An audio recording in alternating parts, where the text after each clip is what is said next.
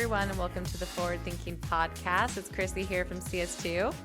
Today, I have our guest, Arthur Castillo, and he's the Senior Manager of Field Marketing and Community at Chili Piper.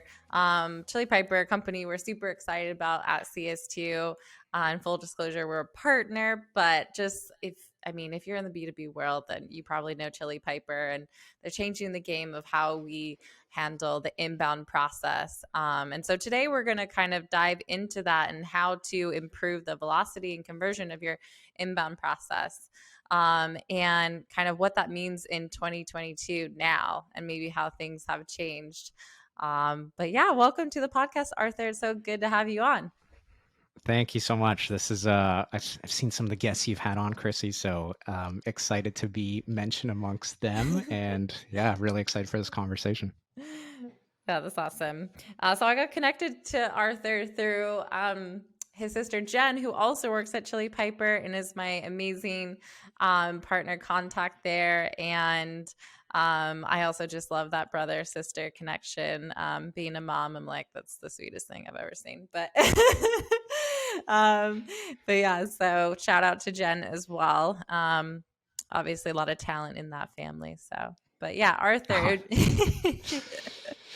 it would be good to have you kind of kick off how you got into B2B. We always do a little bit of an origin story, and it's always funny for marketing ops because they kind of fell into it. But I feel like that's there's never a linear path into kind of what we do. But how did you get into B2B and SaaS, and how did you make your way into field marketing and community?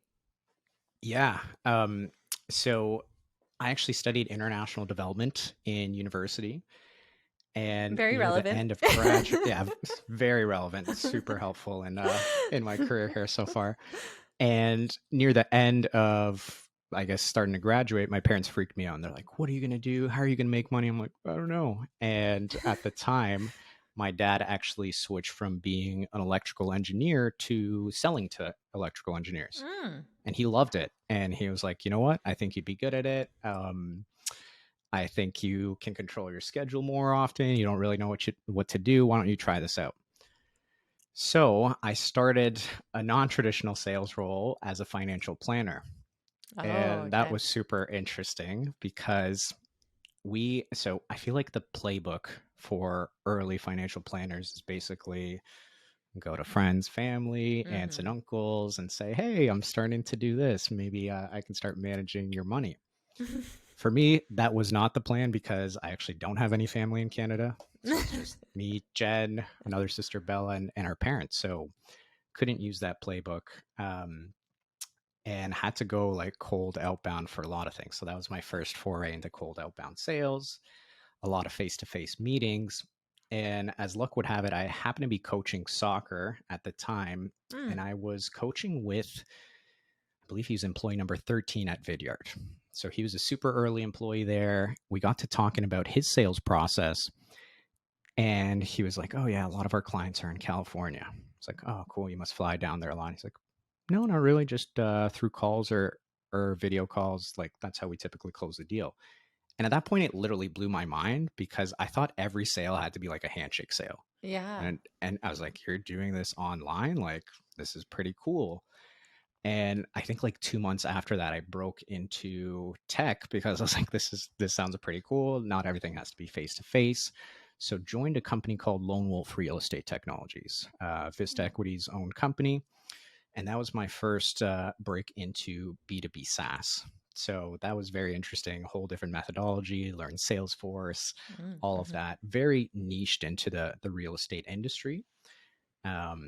And then from there, have really been in B2B tech ever since. I moved on to automotive tech, got a chance to learn that space a little bit, moved into dentistry, got a chance to learn that space. And now here I am at Chili Piper, which is the first like industry agnostic company that I've got a chance to work for, which has been amazing because I get to meet people like you on LinkedIn and basically sell to sales and marketing people. Yeah. How was that like when you first like got into the sales process on the B2B side? Like would you say was the biggest difference between trying to do that cold outbound like on your own? Like did you feel like there's just more like less pressure? Did you feel like it was a bit like more structured? You felt like you had more support from marketing? Like what were some of the things that appealed to you? Yeah, a lot more structured. I feel like it, I guess based on what I was selling financial planning, it was very personal. Yeah. Finances can be highly emotional. And I think this just felt more like business to business sales, where it's like, hey, we have a product or service. We're interested. Let's explore how this fits in. So it did feel more technical, definitely more structured. I think that was the first time I even heard the word of like a cadence and how to structure my approach and getting access to like these different data points. So it was cool. I feel like I learned sales almost self-educational. And this was the first time that I came in and they had onboarding and taught us how to use these tools that would save us tons of times in the manual outreach. So it was definitely a huge change in terms of what I was used to and doing face-to-face sales and doing tech sales. So then now you're like more on the marketing side, doing field marketing and community. How did that switch go from sales to that? Because I know you started in sales at Mm-hmm. Chili Piper as an AE, but what kind of drove that switch to going into field marketing and now doing field marketing and community? Yeah. So I know we were talking earlier. I was like, I still don't consider myself a marketer, but the origin story was pretty cool in that it really started with a coffee chat with our former director of demand gen, Kaylee. Oh Um, yeah, and yeah, you're probably familiar Kaylee with Kaylee. Edmondson, right? Exactly. Yeah. Now at Shout out to Brightwood. Kaylee. She's the best. Hmm. Hmm.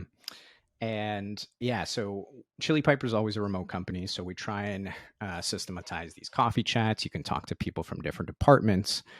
And we so happen to get matched up. And I remember at the time, I think she had a post do pretty well. And I was like, oh my God, I'm going to ask her all about her LinkedIn strategy. It's going to be amazing. And we hop on the call. And the first thing she asked me is, hey, you're killing it on LinkedIn. Like, how are you doing this? What are you doing? I was like, this is a little weird. So we just started geeking out over that. I told her how much I liked marketing, and she was like, "Oh my god, like you really do." And then she went to our VP of sales and was like, "Can I steal Arthur for like 10 to 20% of his time? I think we can use him on like certain marketing initiatives." And it basically turned on to like a full-on recruiting effort over the next 3 months. And I Wow. was telling him like, "No, I want to be the like number one sales rep at Chili Piper before I move over." And it just became like we definitely opened up lines of communication. They seemed like they knew I was going to be stepping into a marketing role for the first time, and they wanted to create a position where maybe I could use my sales skills or my LinkedIn presence. I also happen to be doing a lot in communities. And I think that was also a topic of discussion where they were thinking about potentially hiring a community manager. And they thought, okay, rather than maybe hire someone and implement them in this community, why don't we take somebody that's already considered a valued member and kind of give them some more roles and responsibilities? So yeah, I'd say after 3 months, we sort of settled on field marketing for some reason, and that was a pretty serendipitous moment. I remember reaching out to Nick Bennett. He was the only guy I heard talking about field marketing. I was like, tell me Yeah. a little bit more about this. I think I'm interested. And the way he described it was like, you're almost the quarterback to the sales team. You have to Hmm. get them to the end line. You have to set up different plays, make sure everything's organized. And I remember telling Kaylee, I was like, Kaylee, have you ever heard of like field marketing? What are you thinking? She's like, that is so weird. I literally wrote a job description for your role today and I titled it field marketer. Wow. So we kind of just, yeah, It's from meant to there, be. seriously. So, yeah, my team's been amazing in terms of putting me in a position of strength to use sales skills and different things like that, and really teaching me the ropes of how marketing works, the different departments, and everything like that. So, I guess it all started with a coffee chat, and here I am pretending to be a marketer, really in a sales rep's body. Well, I was saying, but like I think there's a lot of similarities between like really good, salespeople and marketers. A salesperson that leads like a marketer with value, and helping the prospect is really successful. And the same thing with a marketer who has empathy for a salesperson and how to make their job easier is also makes a good marketer. So there's a benefit to understanding both sides, and you being an AE, like what your AE really needs, which I think is just like a Mhm. really big value add to a field marketer to really understand like who they're supporting. Yeah, I'm glad you see the same thing. I think that's what they saw in me as well. And I think not enough marketers go further down funnel. I think a lot of the time they're like, Hmm. "Hey, the meeting was booked. That's good enough. Sales Yeah. is up to you." And really understanding what it would take from like interest all the way through to customer. Um, I realize like it really does help, and it gets me thinking more about the problems we solve versus like getting them maybe just interested or using some social proof. I think that's a good segue into what we're going to talk about today, which is around like the inbound process and really like how do we make the inbound process from a customer experience and also for the sales team like just a better process from velocity, like how do we close those people who want to talk to sales faster and get a meeting booked faster, all the way to understanding how do we maybe prevent people from coming through in that process who maybe shouldn't go to sales from doing that, and giving them a good experience too, instead of just like no one following up with them or ghosting them, which surprisingly happens a lot. um, One of the things that we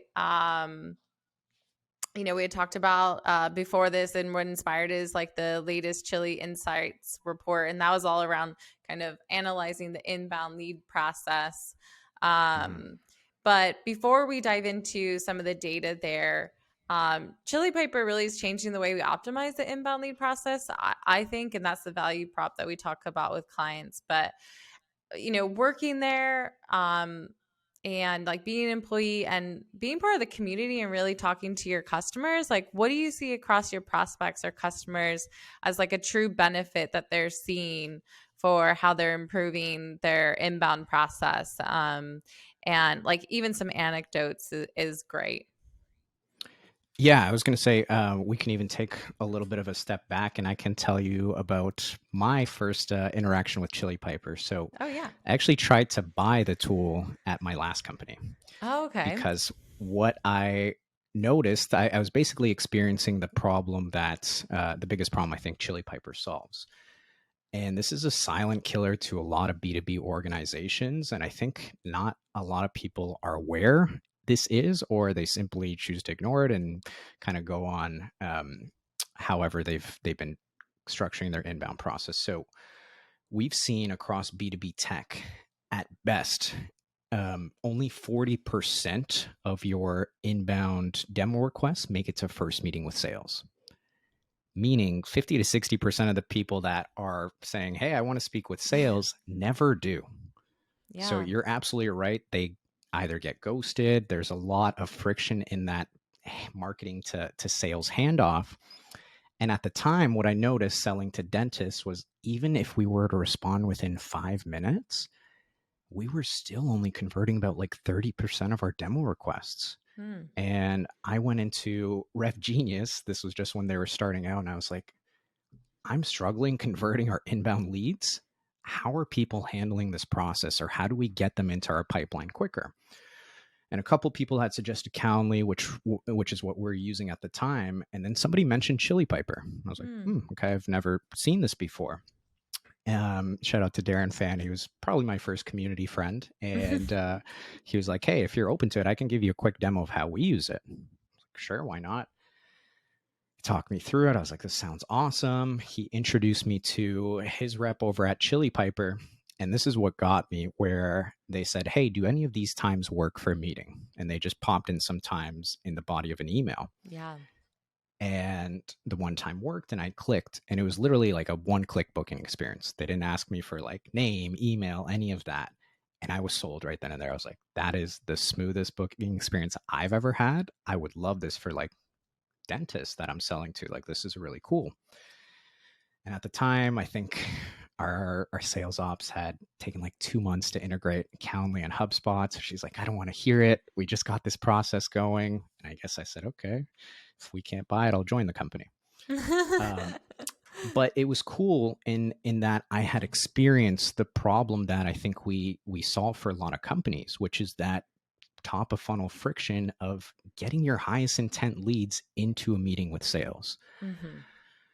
Um, so across our portfolio, we find that based just giving them a smart calendar right after they fill out that form fill, which determines who we want to route it to, whether or not they're even qualified in the first place to show a calendar.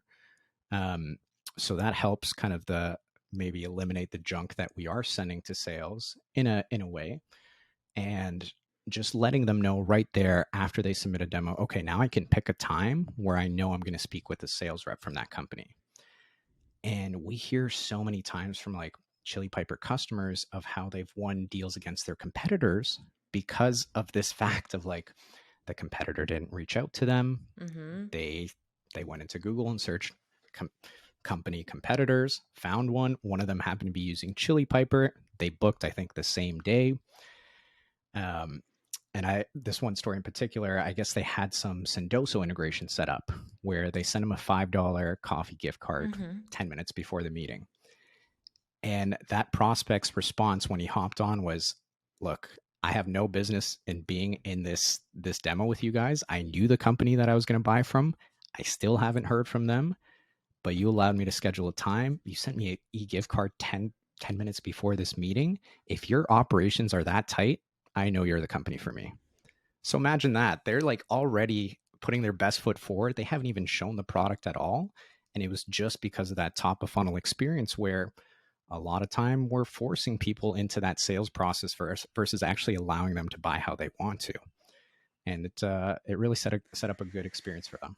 Yeah, I think I love that you talk about this because I think people don't realize that how much of an impact that like first experience or that customer experience that even starts when they're a prospect really Yeah. changes the mind of what they think their true customer experience will be like with you, like from the get-go.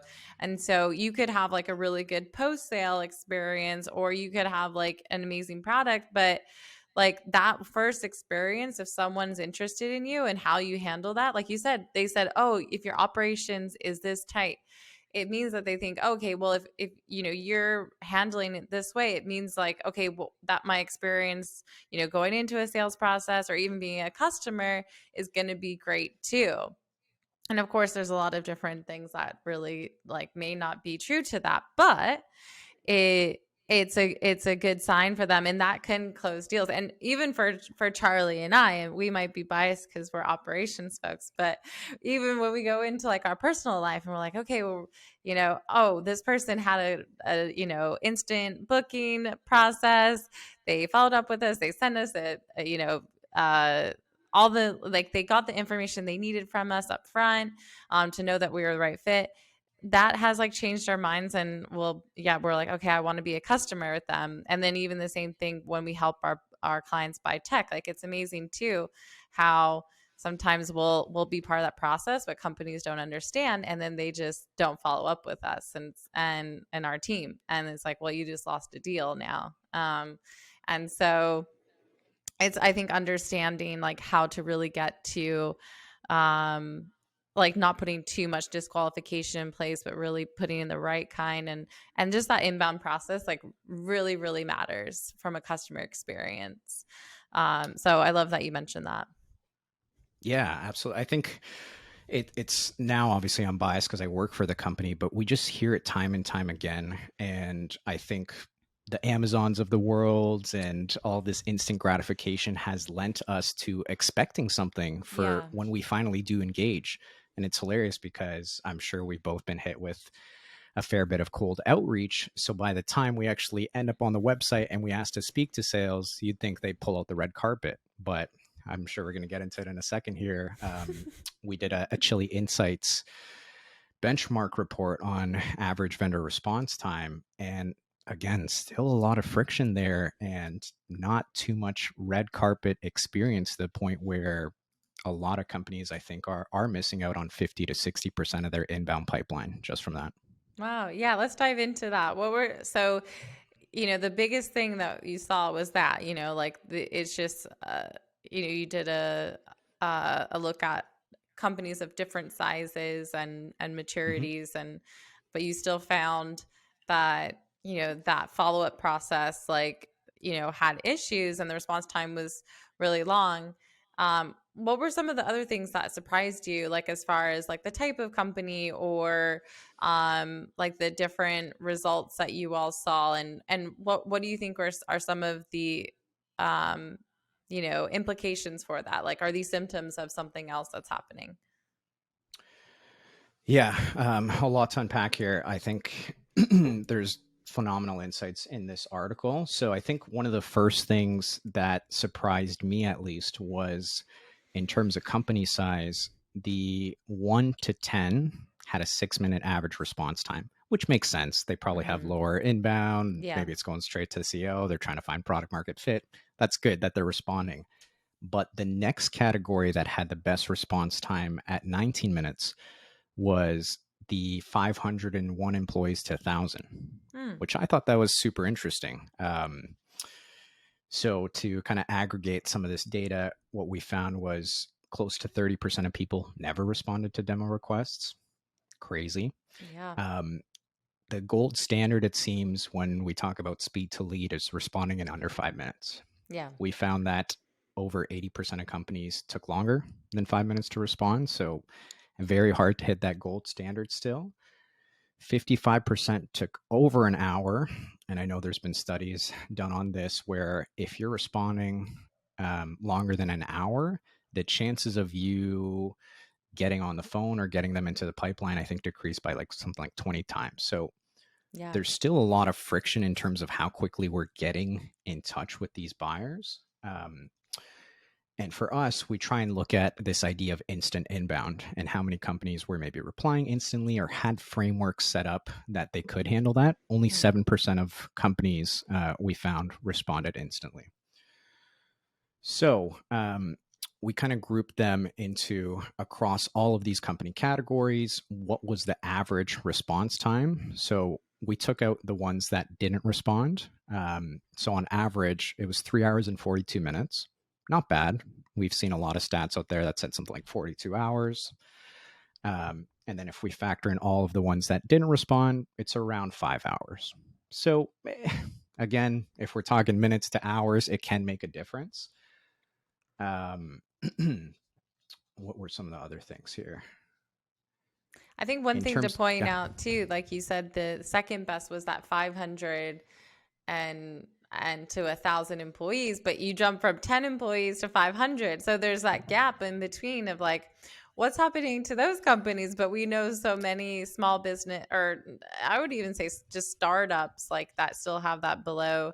And to me, we talk to a lot of operations folks, but in some cases, I think a lot of those companies maybe haven't put a priority on like the customer experience or even the operations that it takes to improve that customer experience. So to me, that stands out. I'm like, oh, maybe that is like a symptom of that. And also understaffing the operations team that maybe can help like implement this, all these, and also measure it, like the velocity. They might not even have insight into what their velocity is.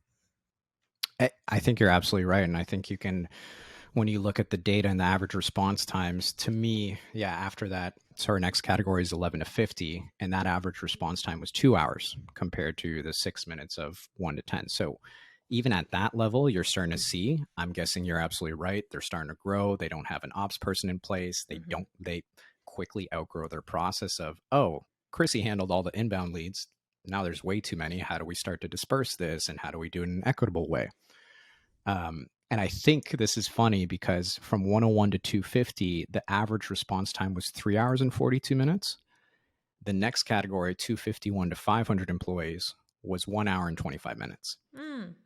So I'm wondering if that's the time where they really start to hone in around their operations, marketing ops, rev ops of, hey, how do we start to optimize this process? Because that's a pretty, what is that, 2 hours and 20 minutes that they're able to cut down their average response time. So to me, if I'm assuming, I think that's when like the ops starts to come into play and they really start to hone on their process. But you're going through quite a lot of stages before you get to that point. And I think the journey to scaling, you do miss out on quite a bit of opportunity of these high intent inbound leads. Yeah. Definitely. I think one thing that you mentioned was around like the buyer, like kind of expectations and comparing that to like the Amazon effect of like getting, instant gratification. And I Hmm. think marketers are going to have to start realizing that and like meeting customers for what they want, like what are people looking for now. It's not the same thing of what they were looking for 10 years ago, from a customer experience, but across the board, or maybe what you think some like top B2B companies are doing, like what are they doing wrong for the most part, and then how does this impact their customer experience, or what are some of the things that maybe was best practice before but like really doesn't really hold up today? Yeah, I think it's a fantastic question. And I often look at this over segmentation of sales, which predictable revenue obviously was all the rage back in the day, but it was, I think the sales process has always been built around company needs, and we haven't really taken into account the customer experience.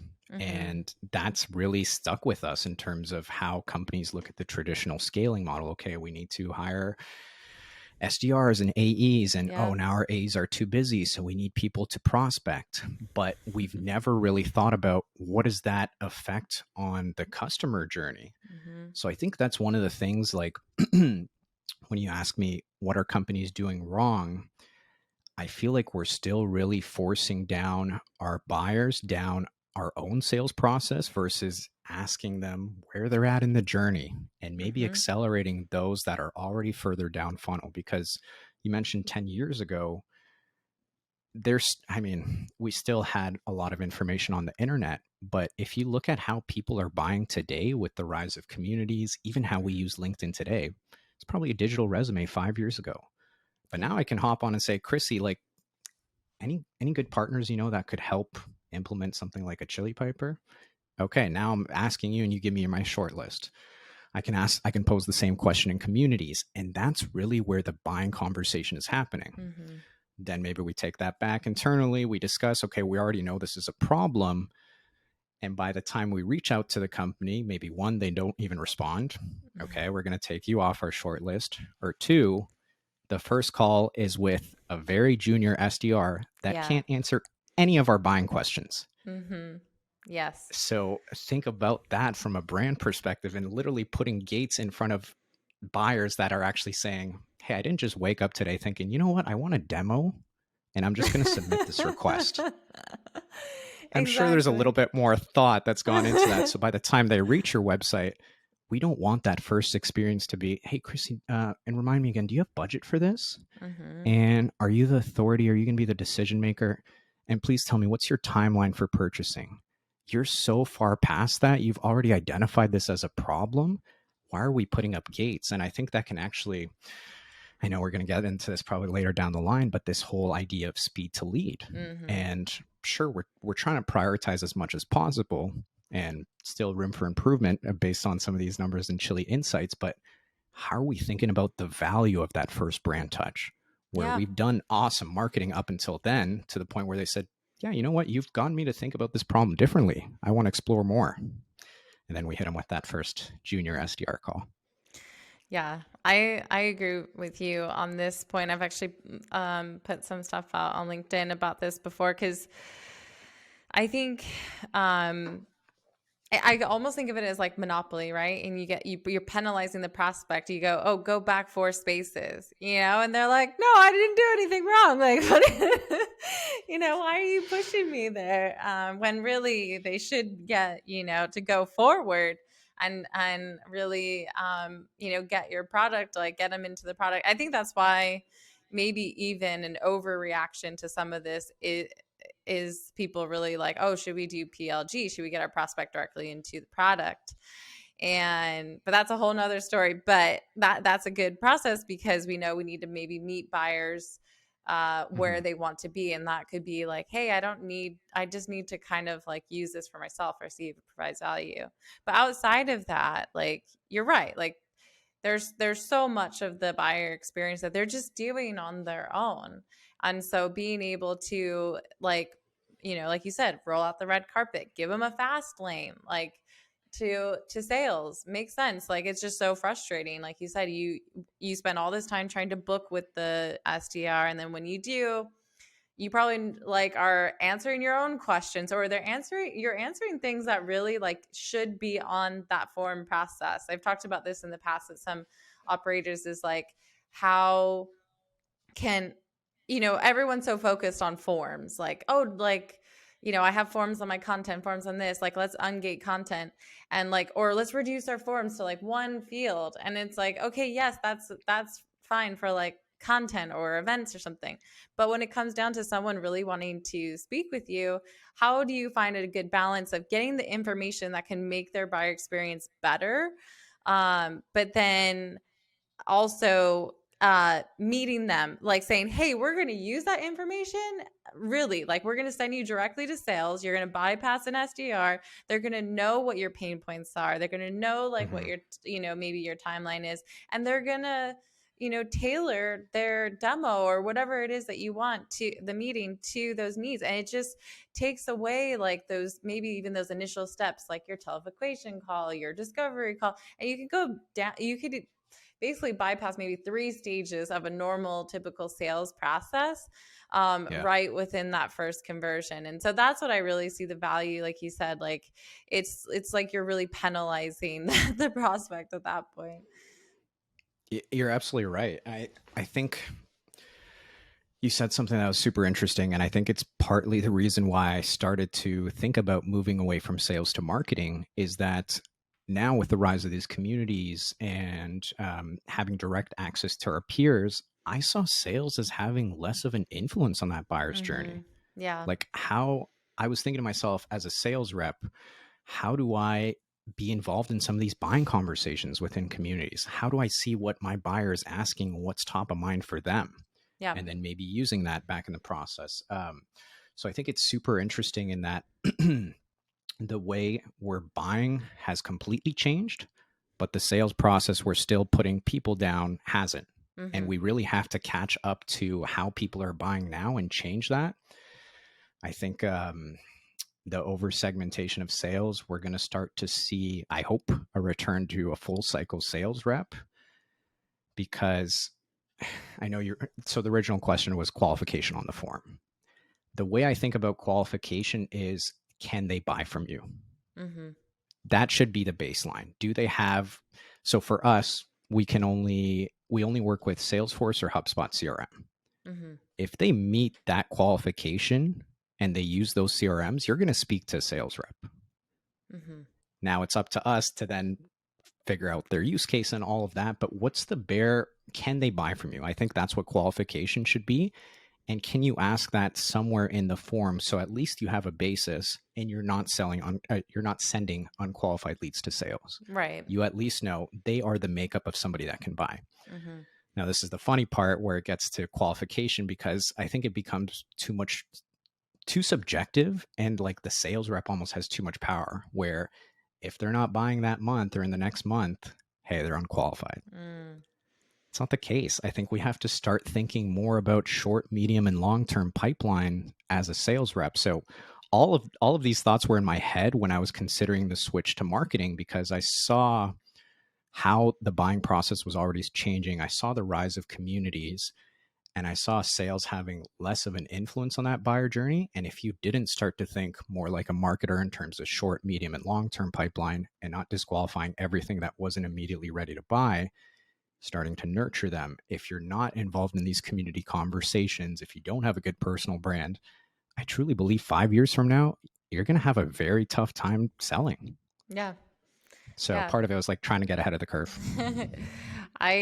The post I was alluding to on LinkedIn, I said, SDRs are struggling so much these days with outbound, and also, I mean, even inbound qualification. And why don't we rethink our SDRs who, are just kind of like looking to get an entry in career, are looking for, they're good at connection. They're even good at using these technologies and social media than, their bosses. Why don't we leverage that and make them evangelists? And because marketers and companies are like, oh, how can I boost our brand? How can I make sure we're top of mind for prospects? It's like,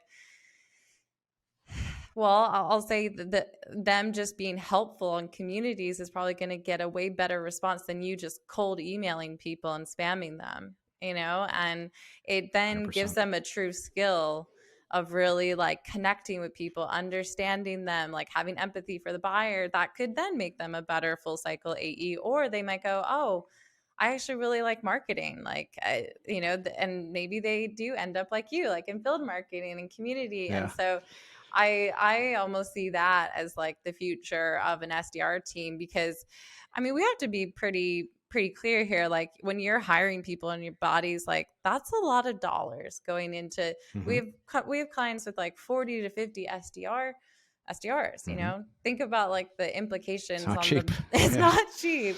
And so, but it doesn't mean that we do away with them. It's just maybe we change the, like what's expected of them. I think so. I think we're already starting to see the good reps recognize this. I think Mm-hmm. we're in this era of edutainment. It either has to be Mm, educational or entertaining. I love And that. if it's a mix of both, hey, you're going to stand out from the rest of the crowd. So I think the good reps are already doing this. They're blazing the path for others to really start thinking about business development in a different sense Yeah. of the traditional, hey, I have a product. Can I get this in front of you? And to your point, almost being more of a subject matter expert. Hey, I've heard other directors of demand gen mention this challenge specifically in so many different communities. Mm-hmm. I'm curious, like, do you see that going on in your organization? And this is what they actually had to say about that. That sets the tone for an entirely different conversation than, Totally. hey, Chrissy, would you like to check out Chili Piper? How do I get 15 minutes on your calendar? It's Yeah. all about us versus how do we make the buyer the hero in their own journey? And how Mm-hmm. do we share insights of, we've probably spoken to more personas than they have. So how do we share the insights from those conversations about the challenges, what they've been able to do to solve those problems? To me, that's a much better first brand impression than how do I get you into a meeting? So to circle back to this qualification, I think one of the best examples I've ever heard talked about is Craig Handy over at Shopify. And he does a lot of consulting on the RevOps side. And he said he was looking at one of his clients' close one revenue for the past year. Mm. And he looked at it through the lens of their ICP disqualification. And if they were to use that, they would have disqualified 60% of their close one revenue. We have this obsession of, okay, let's qualify, let's make sure we're saving A's times. But I think a lot of the time, qualification is about where we're at today, and we never ask about where they're trying to get to and what Mm-hmm. even brought them in the first place. What if it's one tiny tweak that we can make to our product that they let us know, hey, we've tried everything. You're the closest that we've seen come to, but we just need this one tweak to this product, and we can actually start using it for, I don't know, the financial services industry. Now you're listening to your customers. You just expanded your TAM to a whole nother industry. And guess what? If we were so firm on that ICP, we would have never got that insight.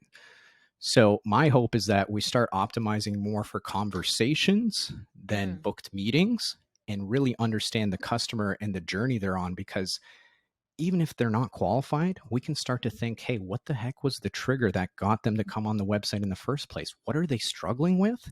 And maybe we take that information back to product. Craig Handy over at Shopify, they do an incredible job of this, Mm.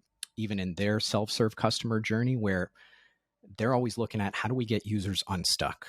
So Yeah. anytime where it seems like they have a pricing question, okay, let's route them to a pricing specialist.